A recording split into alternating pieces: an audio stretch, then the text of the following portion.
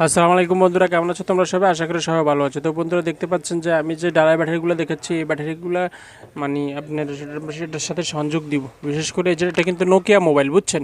ওই যে Nokia model টাইপের যে ফোনগুলো যেগুলোতে ব্যাটারি অ্যাভেলেবল পাওয়া যায় না, ঠিক আছে, সেই টাইপের মোবাইলই এটা। তবে বিশেষ করে আমি আপনাদেরকে দেখাবো যে কীভাবে এই মোবাইলে একটা ব্যাটারি কনভার্ট করে অ্যাডজাস্ট করে লাগাবেন। বিশেষ ক্ষেত্রে আপনি যদি এই দুই তারালা যে ব্যাটারিগুলো এগুলো যদি লাগান, তখন তার কাছে ব্যাটারি ইরো বা নট চার্জিং এরকম লেখা শো আসতে পারে। সেই জন্য আমাদের করণীয় হলো গিয়ে আপনার মানে অ্যাডজাস্ট করে লাগানো। এখন কি করবেন, এই একটি মোবাইলের ব্যাটারি কিন্তু কাস্টমার সারা বাজারে খুঁজছে কিন্তু পায় না। এখন কি করতে হবে, বাধ্যতামূলক এই ডালাই ব্যাটারি মানে তাদের সাথে কন্ট্যাক্ট করলাম যে ব্যাটারিগুলো ডালাই ব্যাটারিটি আমি লাগাই দেওয়া হবে, তবে আপনার মোবাইল চলবে, কোনো সমস্যা হবে না, গ্যারান্টি দেওয়া যাবে। তো সেই প্রসেসটি আমি মানে আমার পুরো ভিডিওটি আপনারা যদি ফলো করেন, বিশেষ করে আপনাদের প্রসেসটা আপনারা জানতে পারবেন যে কীভাবে ডালাই ব্যাটারি এই ফোনগুলোতে অ্যাডজাস্ট করে লাগানো হয়। সেটাই আমি মূলত আপনাদেরকে দেখাবো।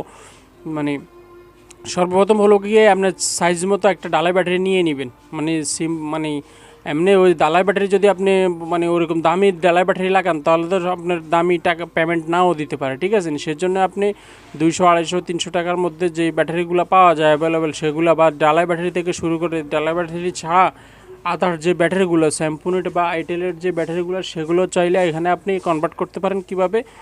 সুপার তারের মাধ্যমে। তবে আইটেলের কিছু কিছু ব্যাটারি আপনার এটার সাথে সংযোগ হতে পারে, সেদিকেও আপনি ট্রাই করে দেখবেন, চেষ্টা করবেন। মানে জ্বালাই ছাড়া যেভাবে একরভাবে করা যায় সেদিকে আগে ট্রাই করবেন। যদি না হয় বাধ্যতামূলক তারপরে যাই জ্বালাই সিস্টেমটা করবেন, ঠিক আছে। তো বিশেষ করে আমি যে ডালাই সে ফোন ব্যাটারিটা আছে, ওই ব্যাটারিটা 3 লাইন সংযুক্ত একটি মানে কানেক্টর নিলাম এবং ডালাই ব্যাটারি নিলাম।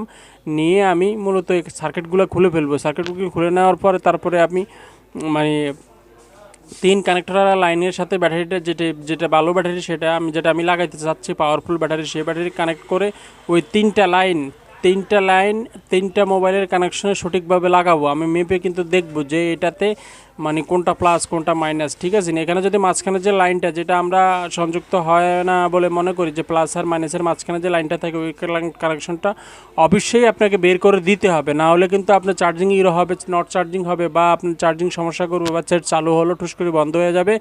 এটা আপনার সমস্যায় পড়তে পারেন, আপনাদের সমস্যা পড়বেন, তাছাড়া কাস্টমারের সমস্যা পড়বে। ব্যাটারির 3টা কানেকশন একসাথে সংযোগ দিতে হবে মোবাইলের কানেকশনের সাথে।